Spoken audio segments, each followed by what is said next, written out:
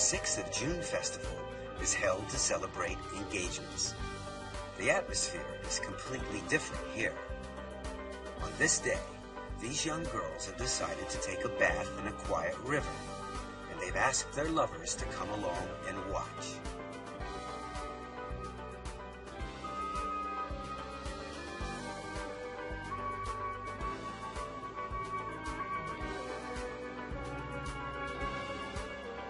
This boy makes a thorough examination.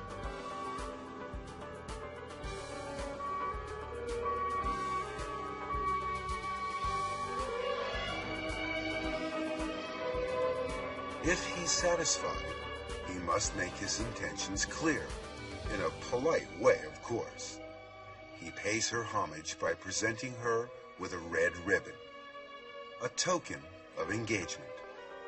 In receiving it, she accepts his proposal. Romance is truly international. Another festival is called Eating Maiden's Rice. Besides the usual singing and dancing during the day, the whole family has dinner together.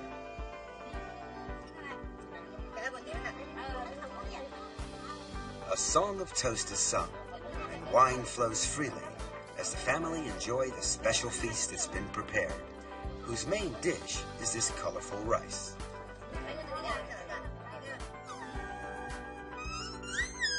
At dusk, young boys arrive blowing a horn as a call to their girlfriends. Each girl takes a rice ball to her lover. It's called asking for rice. The rice balls have messages. Pine needles inside the rice ball means that the girl would like needles and thread as a present. Corn means the girl would like an umbrella.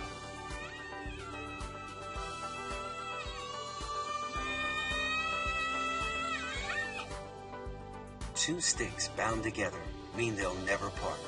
True love. If it's empty, it's bad luck. It means she's breaking it off. Meows will select their mate within the tribe.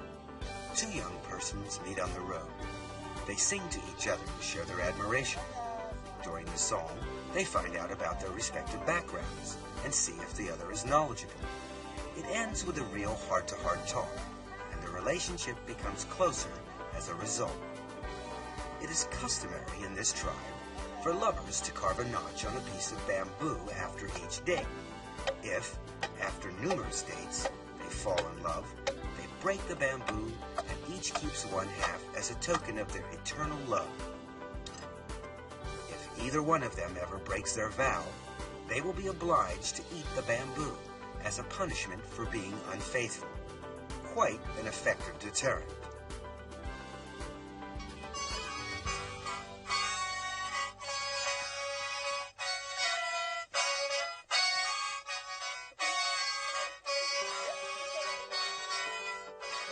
The Gurja are a branch of the Miao tribe. They're experts at blowing the sheng, a long horn-like instrument. Under traditional rules, no blowing is allowed after the planting season. Otherwise, the seedlings won't grow. The correct time for sheng blowing is before planting, which is also the right time to look for a girlfriend.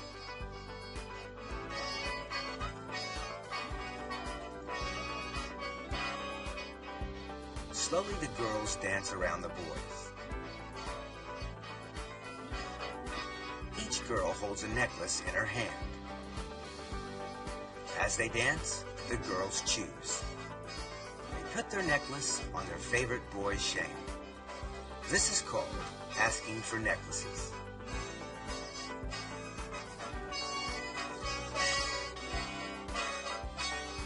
This young man is lucky. His sheng has been decorated. But not every boy is sure to be successful. This one has something the others don't. He has 3 necklaces on his sheng.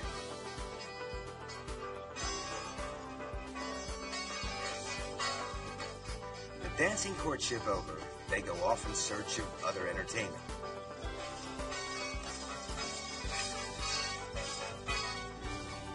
leaving the unfortunate boy to curse his bad luck.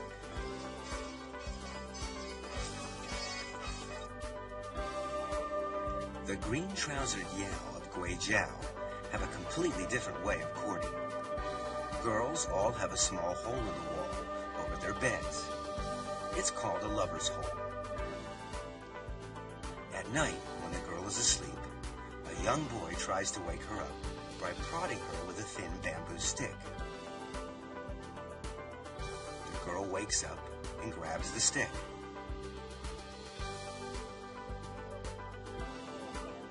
But she doesn't react favorably. So the boy decides to go home. Another one soon arrives.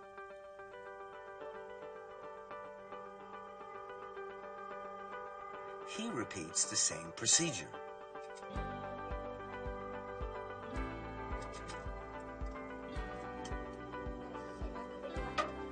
This time, things look more hopeful. She asks him who he is. They talk to each other through the hole, usually until dawn. He seems like a nice boy, and she lets him in so that he doesn't catch cold.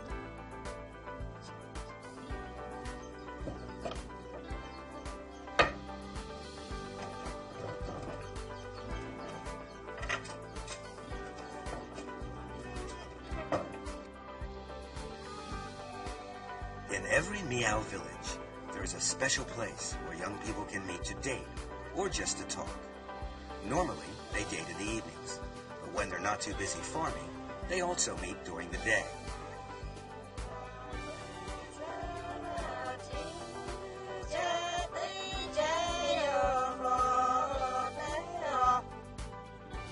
Most girls spend hours and hours embroidering. Those who can't embroider find it very difficult to marry.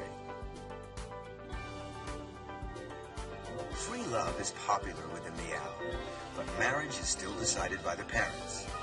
The bride must walk to her husband's house. The whole party dresses up to show off their beautifully embroidered costumes, and it's often difficult to tell the bride from the bridesmaids. The Miao never marry within their clan. These two families live far apart, so the bride's party has a long way to walk. Miao have special greeting customs when a marriage is about to take place.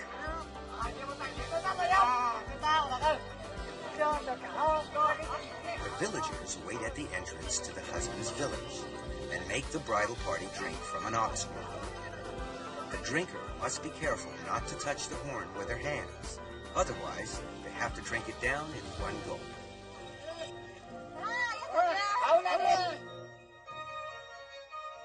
The bride is required to step inside with her left foot forward. This will ensure that her firstborn will be a boy. The wedding is very simple, with no real ceremony. The bride must carry water for her husband's family.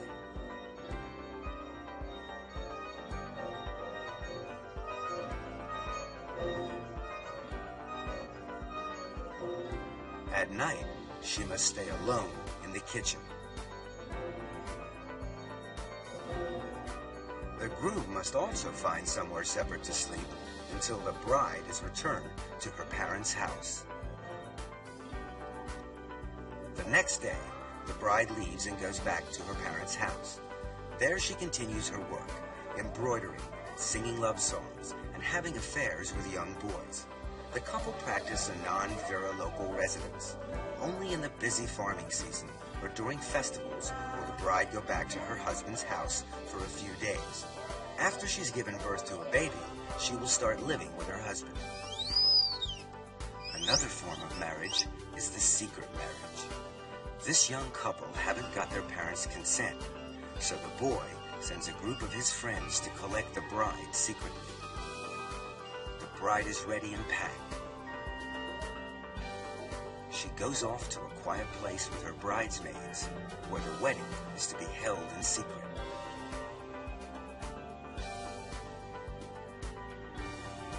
Quickly, she dons her bridal dress.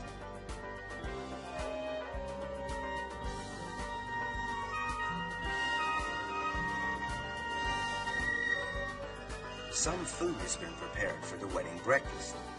The event turns into a wedding and a picnic rolled into one.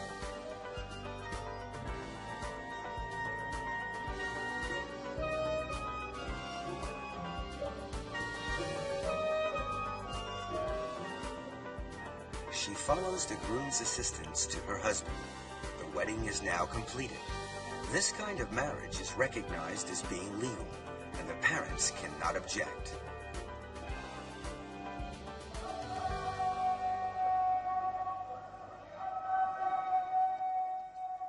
The Uyghurs of Xinjiang are Muslim.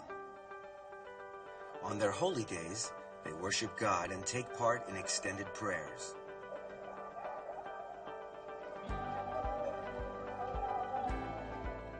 Only men are allowed inside the mosque. Women are strictly forbidden. Islam respects patriarchy and a husband's rights over his wife. Women are regarded as subordinate in all matters. Previously, they were obliged to wear a veil when outside the house. If they didn't, the punishment was severe. If a husband says, "I release you," he is considered divorced from his wife, and there is nothing that she can do about it. Islam allows polygamy. Their holy book, the Quran, says that a Muslim may marry the woman he loves and have 2, 3, or even 4 wives. An old-fashioned Uyghur marriage is very feudal in its traditions and is conducted according to Islamic law. The groom's father brings gifts to the bride's house the day before the wedding. The gifts include a cow. Understandably, he receives a warm welcome. Men and women are not allowed to mix unless they are kin, so the hosts are all men.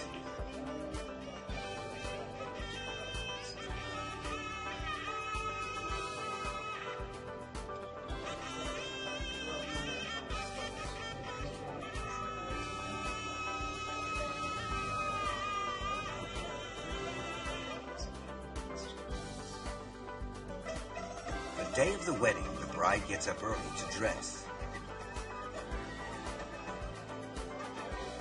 The wedding dress is a gift from the groom to show that she belongs to him. She will have to obey him in every way from now on. Friends and family come over to celebrate with her. She goes outside to greet the female relatives.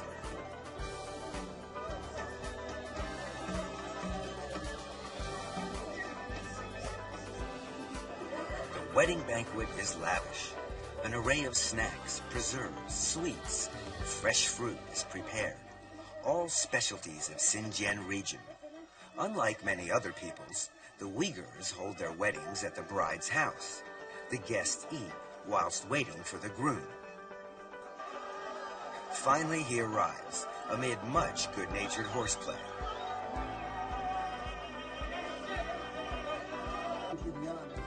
A Muslim holy man conducts the ceremony.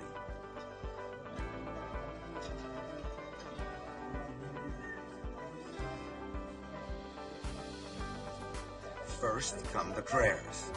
Then the bride takes her vows and says, "I do."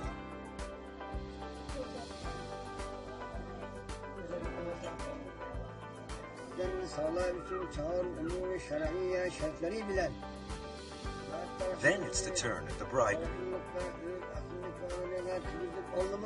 Of course, he has no hesitation.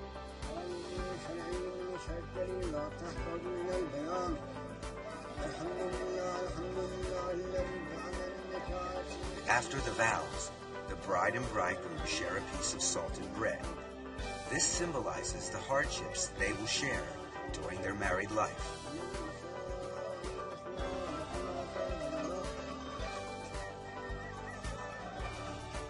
The wedding party then travels back to the groom's house.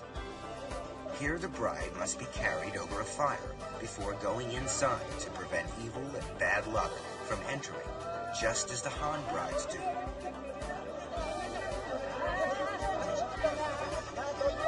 Dancing and singing continues in celebration of the happy event. The groom's sister takes the bride's veil, and the wedding is complete. Freedom, monogamy, and sexual equality are the characteristics of a modern marriage. The marriage laws stipulate that prescribed marriage, purchasing, and any acts interfering with marriage are forbidden.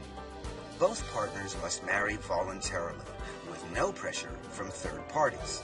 Of course, love plays a very important part in any modern marriage, and having a love affair is seen nowadays as a prelude to getting married. In the countryside around Beijing, this can be seen happening wherever you look. But not everybody enjoys these romantic encounters.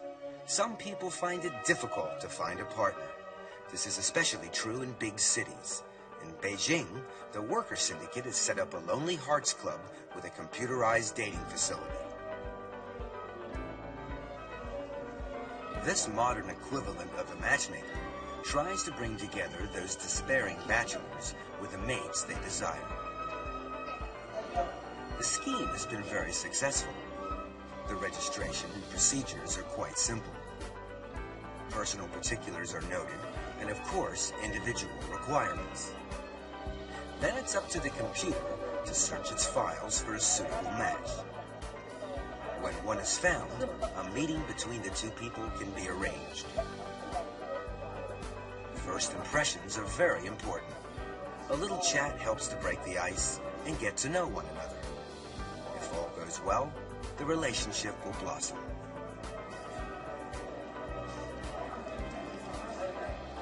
This couple seems to be getting along quite well. But some are too anxious to wait. They put up advertisements in the hope that prospective girlfriends will read them. Near the club, there's a love corner, where young hopefuls gather with the sole purpose of finding a boyfriend or girlfriend.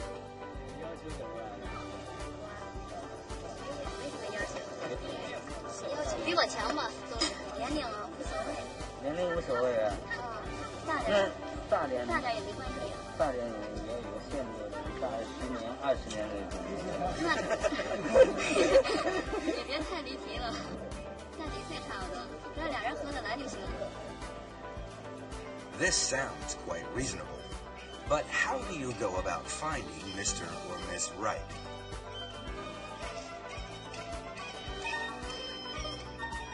Firstly, it must be someone you like. You must go right ahead and get straight to the point. Oh dear, never mind, try again.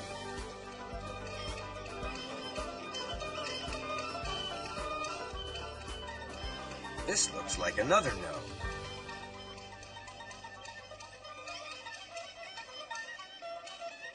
Ah, this looks more hopeful.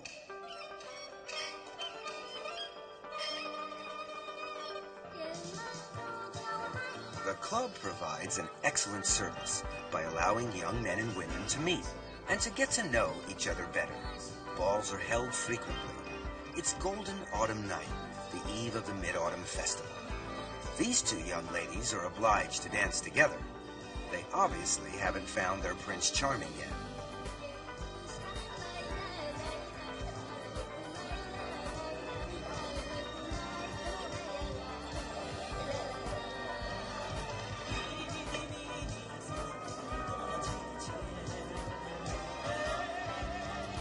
It seems her luck is in. She's found a handsome man. The ball is divided into sections. This section here is the pro-secondary section for intellectuals. There doesn't seem to be too much happening here.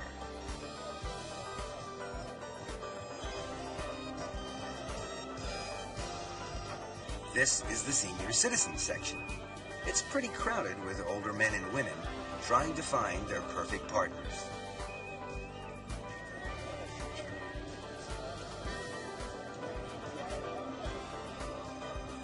Finding Mr. or Miss Right is not very easy. So the staff does what it can to help. Who knows? Success could be just around the corner.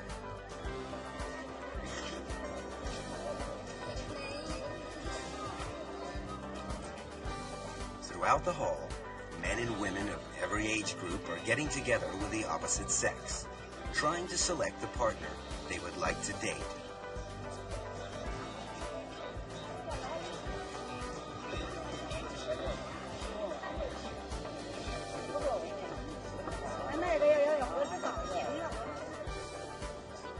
Finally, the ball comes to an end. Partners take their time to say goodbye and exchange addresses to arrange further meetings.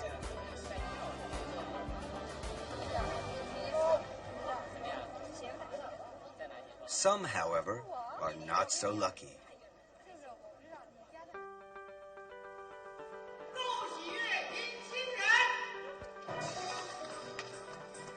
Soon after the Mid-Autumn Festival, the club holds a spectacular group wedding for 100 couples who have found their match.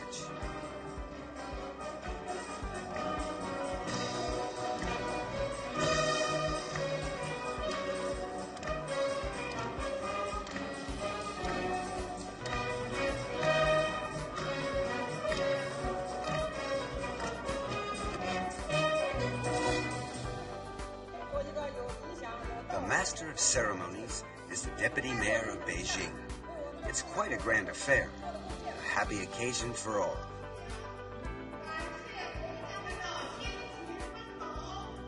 The couples thank the dating service for their hard work.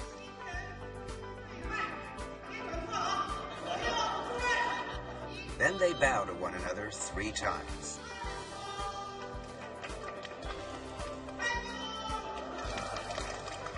Hopefully, all love stories will have such a happy ending.